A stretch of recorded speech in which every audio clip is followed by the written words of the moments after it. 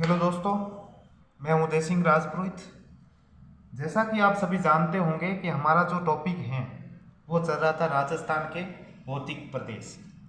तो आप सब सोच रहे होंगे कि अपना जो भौतिक प्रदेश वाला जो भौतिक विभाजन वाला टॉपिक है वो अभी तक स्टार्ट नहीं हुआ और पता नहीं क्या क्या करवाए जा रहे हैं। तो आज इंतज़ार की घड़ियाँ ख़त्म होती हैं। तो आपको मैंने जो पहले जो पढ़ाया ना वो राजस्थान की जो भौतिक विभाजन समझने की बेसिक टर्मिनोलॉजी थी। ठीक है, तो असली जो भौतिक विभाजन है वो आज अपन शुरू करने वाले हैं। जो टर्मिनोलॉजी का मतलब होता है बेस, और वो बेस तैयार नहीं होता ना तब तक वो विभाजन या फिर उसके अंदर नामकरण जो आते हैं जो उसको समझने में परेशानी होती है। पता नहीं क्या है जो अपन ने महाकल्प पढ़े, जो शहर संरचनाएं पढ़ी उसके बारे में। ठीक है दोस्तों, तो ले लेते हैं माँ सरस्वती का नाम। हे माँ सरस्वती, हमें सद्बुद्धि देना कि हम हमारे लक्ष्य की ओर हमेशा अग्रसित रहे। ठीक है दोस्तों, तो आज अपन शुरू करने वाले हैं राजस्थान के भौतिक प्रदेशों के विभाजन। जैसा कि आप सभी जानते होंगे कि हमने जो राजस्थान के भौतिक विभाजन के बारे में देखा था वो 4 प्रकार के हमने विभाजन किए थे। ठीक है, तो चारों में कौन कौन से थे तो एक बार मैं आपको मैप पर समझा लेता हूँ कि राजस्थान के अंदर कौन कौन से अपन ने भौतिक विभाजन के बारे में चर्चा की थी। ठीक है, तो दोस्तों ये राजस्थान का मैप है। इस पर अगर देखा जाए तो अपने को 4 भाग इस मैप को डिवाइड करना है। कहाँ कहाँ से डिवाइड करना है ये देख लेते हैं। ठीक है, एक बार मैं आपको जनरल अंडरस्टैंडिंग के हिसाब से बता देता हूँ कि राजस्थान है उसके भौतिक विभाजन पढ़ने से पहले अपन राजस्थान को 4 भागों के अंदर विभाजित कर लेते हैं। ठीक है दोस्तों,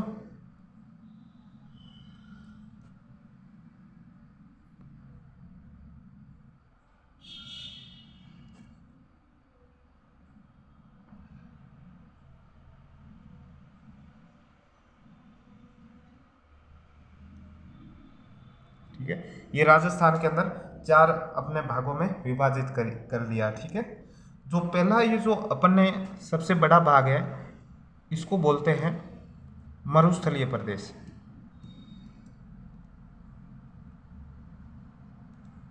मरुस्थलीय प्रदेश, ठीक है, ये जो हमने भाग देखा है इसे बोलते हैं अरावली प्रदेश। अरावली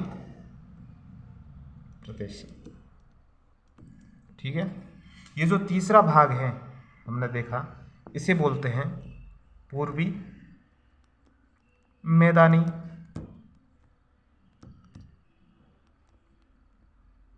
प्रदेश।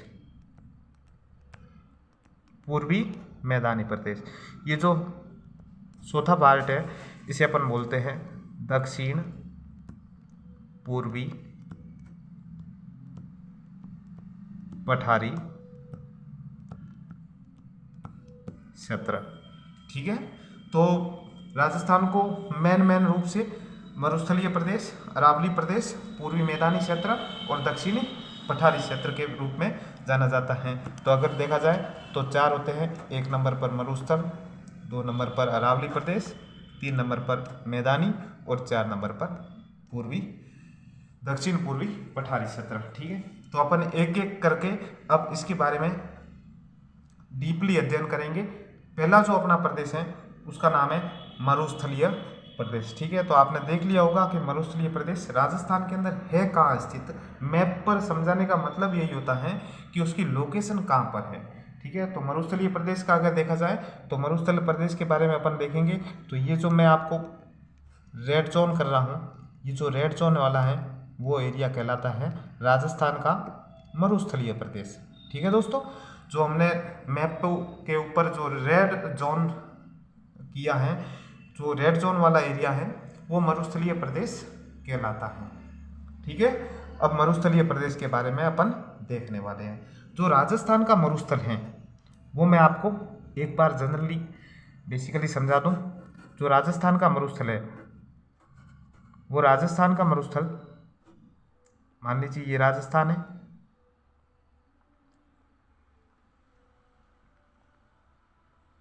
ठीक है, ये राजस्थान है। राजस्थान का जो मरुस्थल है वो कहा जाता है कि जब अफ्रीका का जो मरुस्थल था, ये बीच में मैं ऐसे जोड़ने के लिए बता रहा हूँ, ठीक है। अफ्रीका का जो मरुस्थल था जिसका नाम था महान पूरा आर्कटिक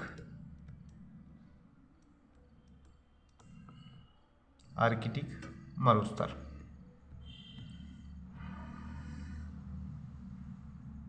ठीक है, महान पूरा आर्कटिक मरुस्थल। ये जो महान पूरा आर्कटिक मरुस्थल था, इसका जो पूर्वी विस्तार, और पूर्व का होता है, अगर 4 दिशाओं को देखा जाए तो ये ईस्ट है, ये वेस्ट है, ये नॉर्थ है और साउथ है, ठीक है। तो अगर देखा जाए तो इस साइड वो को बोलते हैं पूर्वी। तो महान पूरा आर्कटिक मरुस्थल था, इसका जो पूर्वी भाग था, यानी कि पूर्वी भाग अपने राजस्थान की तरफ, ठीक है, क्योंकि ये तो दक्षिण अफ्रीका के अंदर है। दक्षिण अफ्रीका अलग कॉन्टिनेंट है, अलग महाद्वीप है, ठीक है। इस जो दक्षिण अफ्रीका महाद्वीप का महान पूरा आर्कटिक मरुस्थल था, उसका कहते हैं कि पूर्वी भाग विस्तार है, यानी कि पूर्वी मतलब कि ईस्ट साइड में, ठीक है। तो पूर्व की तरफ विस्तार था, और वही जो विस्तार था वो धीरे धीरे करके अपना जो मरुस्थल बन गया, जो राजस्थान के पश्चिम में स्थित है, ठीक है। अब आपके मन में क्वेश्चन आएगा कि जो राजस्थान के अंदर मरुस्थल है वो केवल राजस्थान में है क्या? नहीं, केवल राजस्थान में नहीं है। जो ये राजस्थान है वो तो भारत का पार्ट है, ठीक है। अगर देखा जाए तो ऊपर क्या है, इधर पाकिस्तान है, ऊपर क्या है, पाकिस्तान, ये तो है भारत के अंदर। अब भारत के अंदर देखोगे तो एक तो राजस्थान, और नीचे इधर कौन है, गुजरात है। ऊपर देखा जाए तो पंजाब है, ठीक है, और इधर देखा जाए तो हरियाणा है, ठीक है। अब अगर देखा जाए तो मरुस्थल हैं, ये मरुस्थल कहाँ कहाँ पर स्थित है, तो जैसे मैंने नाम लिखे आप समझ गए होंगे। जो पूरा आर्कटिक जो मरुस्थल था उसका पूर्वी विस्तार, तो वो जो विस्तार था वो अपने भारत में भी स्थित है। वो भारत वाला जो पार्ट है वो कहाँ कौन कौन से राज्य के अंदर आता है, राजस्थान के अंदर, गुजरात के अंदर, पंजाब के अंदर और हरियाणा के अंदर, ठीक है। ये 4 राज्यों के अंदर जो ये मरुस्थल था इसका हिस्सा आता है। और दूसरा आता है पाकिस्तान के जो पूर्वी जो सिंध प्रांत और पंजाब प्रांत अपने देखे थे, उसके अंदर भी जो ये मरुस्थल स्थित है। तो अगर देखा जाए तो मैं आपको ये जोन बता दूं, ये जो पूरा हरियाणा है, जो पाकिस्तान है, पंजाब है, राजस्थान है और गुजरात है, ठीक है। इस जो जोन है यहाँ पर क्या है, डेजर्ट, डेजर्ट का मतलब रेत के टीले हैं, ठीक है, मरुस्थल हैं। इस मरुस्थल का नाम क्या दिया गया, तो बोलोगे थार का मरुस्थल, ठीक है, थार का मरुस्थल, इसका नाम दिया गया थार का मरुस्थल, ठीक है, the desert of Thar, Thar का मरुस्थल, ठीक है। अगर देखा जाए तो कौन कौन से देश के अंदर स्थित है, पाकिस्तान के अंदर भी स्थित है और हमारे भारत के अंदर भी स्थित है, ठीक है। तो अगर पूछा जाए कि ये पूरा जो थार का मरुस्थल है उसका क्षेत्रफल बताओ, पूरा थार का जो मरुस्थल है इसका क्षेत्रफल बताओ, तो अपने को बताना है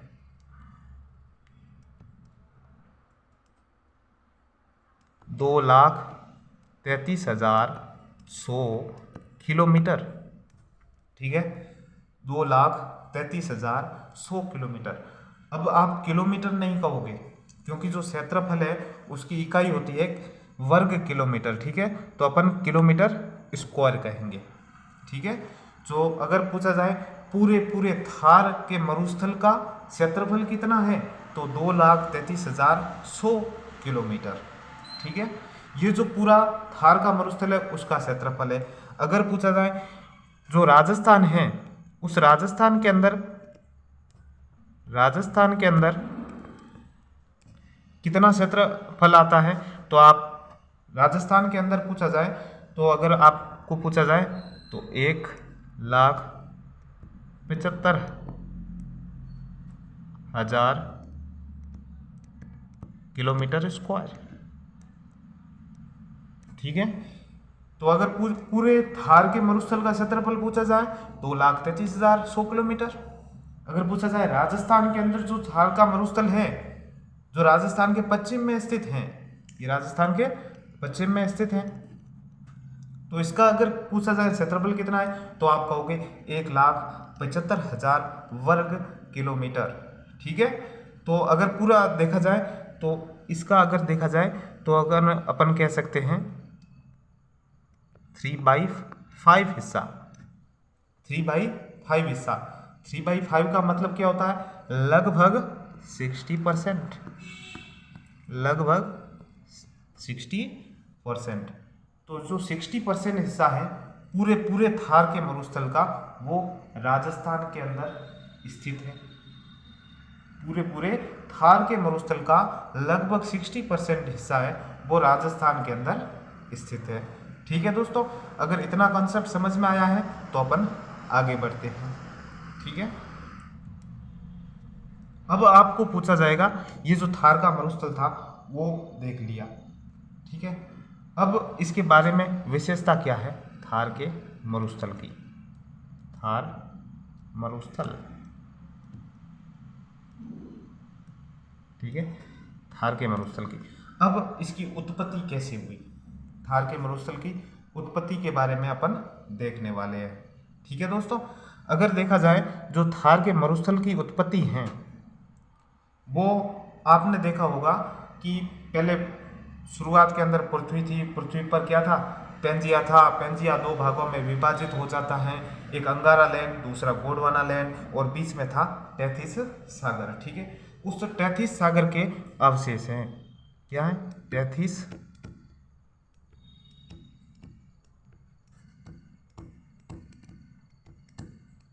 सागर के अवशेष से जो थार का मरुस्थल है उसका निर्माण होता है। तो अगर पूछा जाए ये घटना किस कालक्रम के अंदर हुई, इसलिए तो मैंने क्या पढ़ाया था आपको, जो कालक्रम पढ़ाया था ना, एरा, इपोक, पीरियड, ठीक है, एज, उसके बारे में अपन देखने वाले हैं। जो ये कालक्रम है वो किस समय की थी, तो आपको पूछा जाएगा पैलियोजोइक।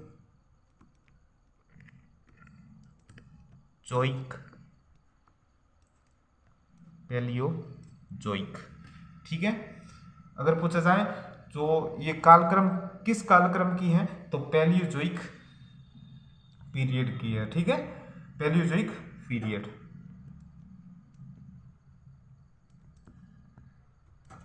पैलियोजोइक पीरियड की है, इसलिए मैं आपको बोल रहा था इंग्लिश के अंदर नाम याद रखें। पैलियोजोइक पीरियड की घटना थी जब थार के मरुस्थल का टेथिस सागर के रूप में जो उद्भव होने लगा। ठीक है, टेथिस सागर से थार के मरुस्थल का उद्भव हुआ था। ठीक है, ये पैलियोजोइक। क्या पैलियोजोइक एरा के अंदर हुई? नहीं।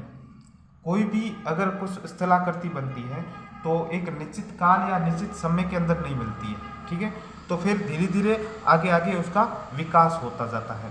तो फिर अगर देखा जाए जो ये पैलियोजोइक एरा पीरियड था, यहाँ से शुरुआत होती है, लेकिन जो ये जो मरुस्थल हैं इसका पूर्णतः अगर देखा जाए जो मुख्यतः निर्माण होता है वो होता है, एक तो होता है टर्शियरी,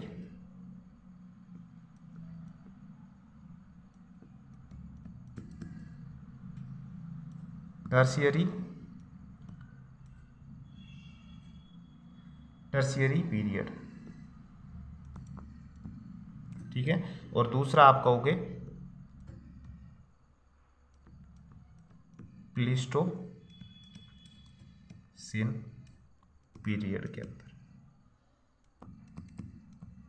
ठीक है, तो अगर पूछा जाए थार के मरुस्थल का जो उद्भव है वो पैलियोजोइक पीरियड के अंदर होता है, और जो इसका मुख्यतः जो आगे विस्तार होगा या विकास होगा वो टर्शियरी पीरियड के अंदर होगा। ठीक है, ये टर्शियरी पीरियड के अंदर, जो टर्शियरी पीरियड है और ये प्लीस्टोसिन पीरियड है।